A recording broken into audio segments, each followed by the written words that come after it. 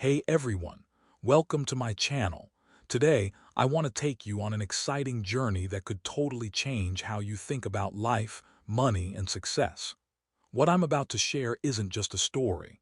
It's a lesson that's changed millions of lives, including mine. We're diving into Rich Dad, Poor Dad, one of the most impactful books out there on achieving financial freedom. So picture this. You're a kid watching the adults around you.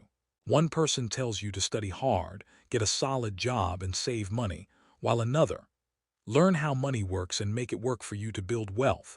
Sounds like two totally opposite ideas, right? That was the life of Robert Kiyosaki, the author of Rich Dad, Poor Dad. He had two father figures who were really different from each other.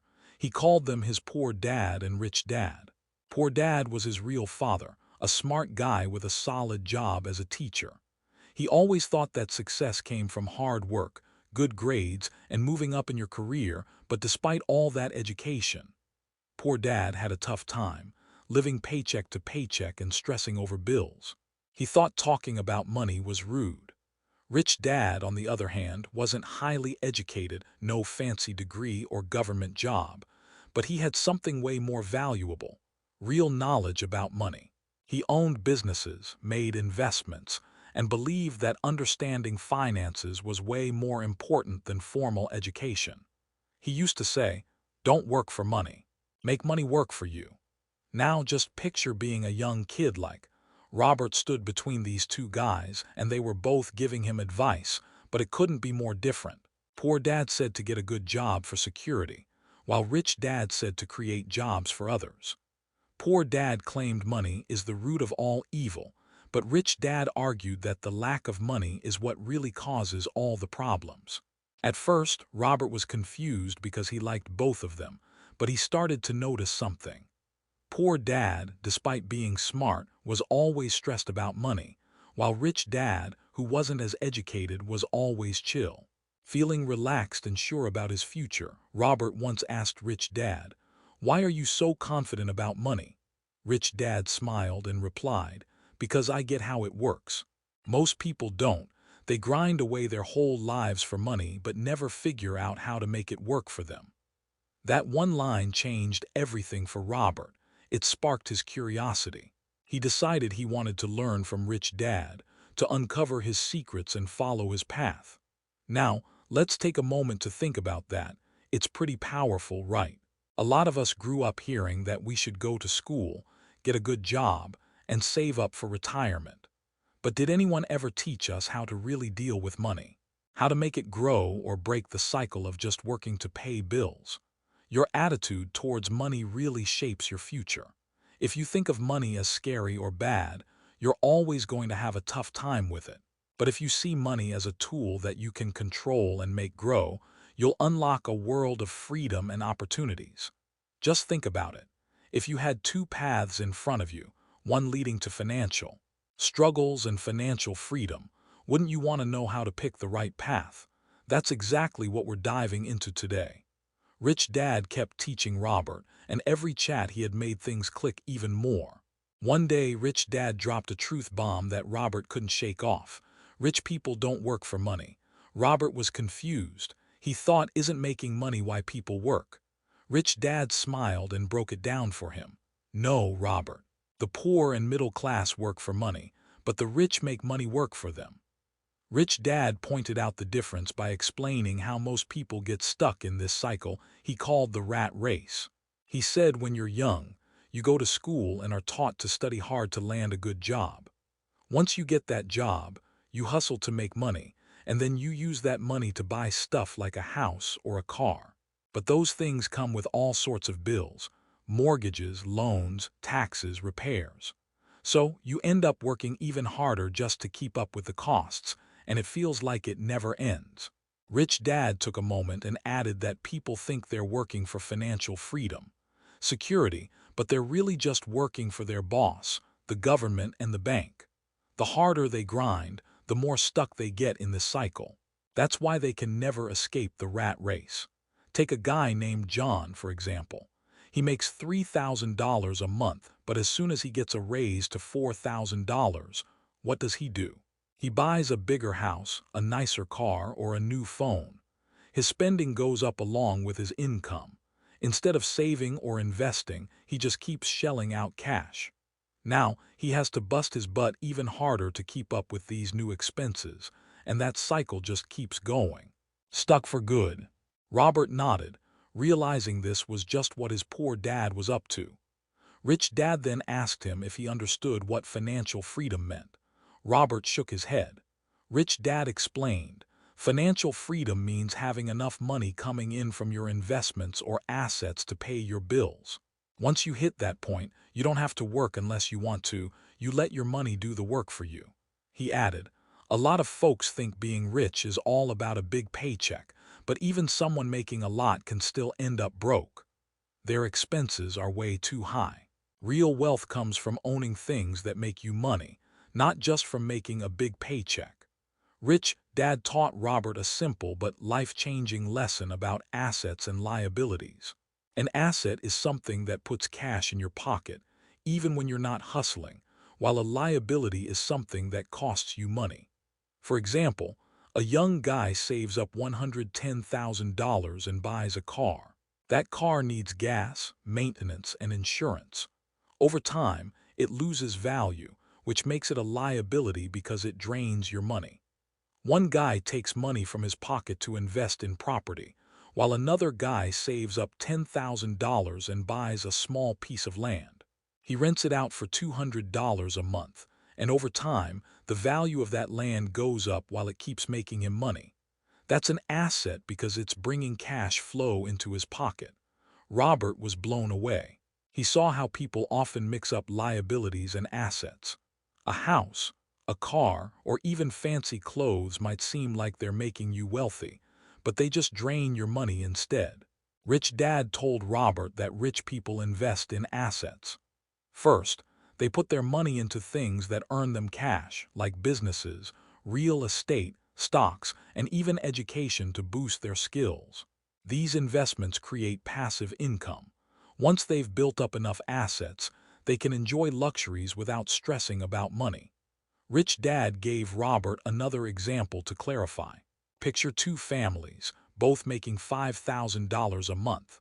Family A spends all their money on rent, food, and entertainment, so by the end of the month they're broke. Family B, on the other hand, only spends a portion of their income.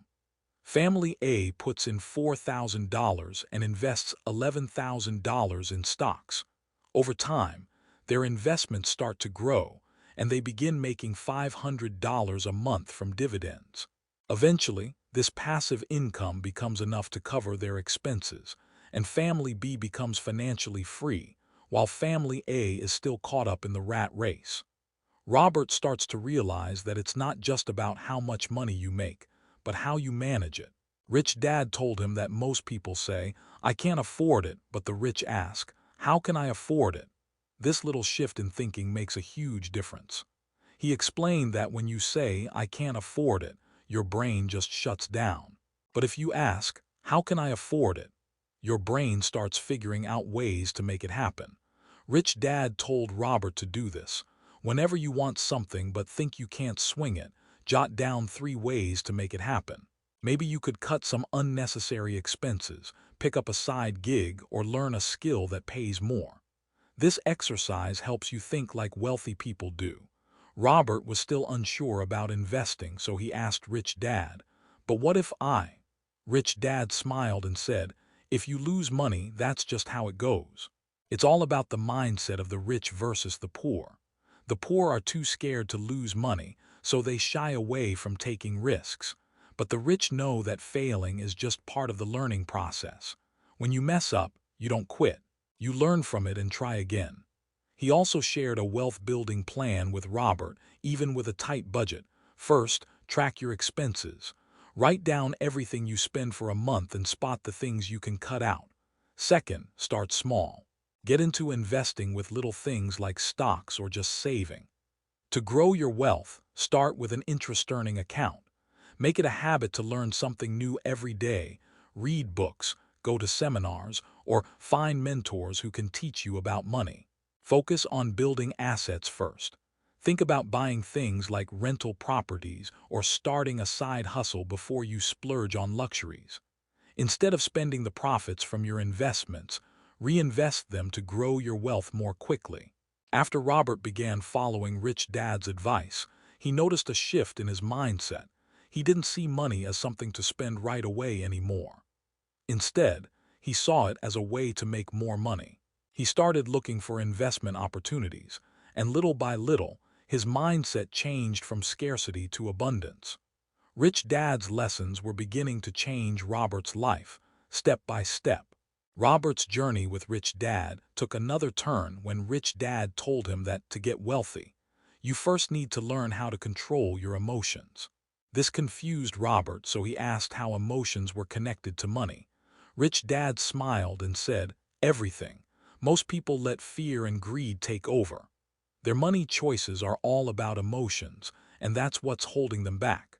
Rich Dad said fear makes people stick to jobs they can't stand because they're scared they won't have enough to cover their bills.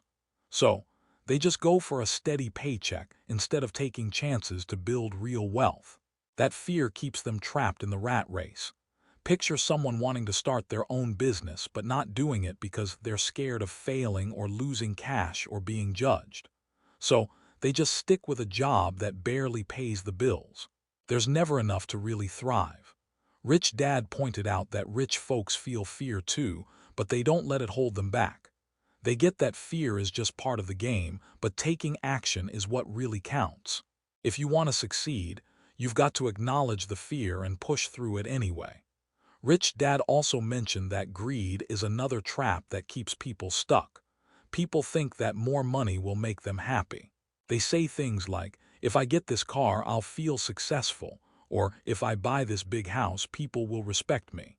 But really, those things just end up adding more expenses and stress. Real happiness doesn't come from owning stuff. It comes from freedom, the freedom to do what you love and hang out with the people who matter to you. And that freedom comes from building assets, not blowing your cash on things you don't really need. Rich Dad told Robert that if you want to manage your feelings about money, you've got to get educated. Most people are scared of money because they don't get it. They don't know how to invest, so they shy away from it. They also don't understand how taxes work, so they end up paying too much, and they have no clue how to make their money grow. Rich Dad taught Robert that wealth can keep people poor if they're not smart about it. He pushed him to learn about investments, like stocks and real estate, to grow his money. He also talked about taxes and how the wealthy play smart to pay less. Plus, he stressed the importance of understanding the market, knowing when to buy and sell. Rich Dad really believed that the more you know, the less scared you are, because knowledge gives you power over fear. One of his biggest lessons was about changing your mindset on money. He told Robert to stop thinking like consumers should start thinking like investors. For instance, if you earn $1,000, a consumer might blow it on clothes, gadgets, or fun stuff. An investor, on the other hand, would think about how to use that $1,000 to make even more money. They might buy stocks, kick off a small business, or take a course to learn new skills. Over time, the investor's money grows, while the consumer's cash just vanishes. Rich Dad taught Robert to spot opportunities that others overlook, saying that most folks miss out because they're just too busy. People who are successful with money are always on the lookout for ways to grow their wealth. He told Robert to try this. When you're walking down the street, don't just check out the stores. Ask yourself, how could I own one of these? What does this business need to thrive? Train your mind to think like a business owner, not just a shopper. Robert took this advice to heart and started to realize that there were opportunities everywhere.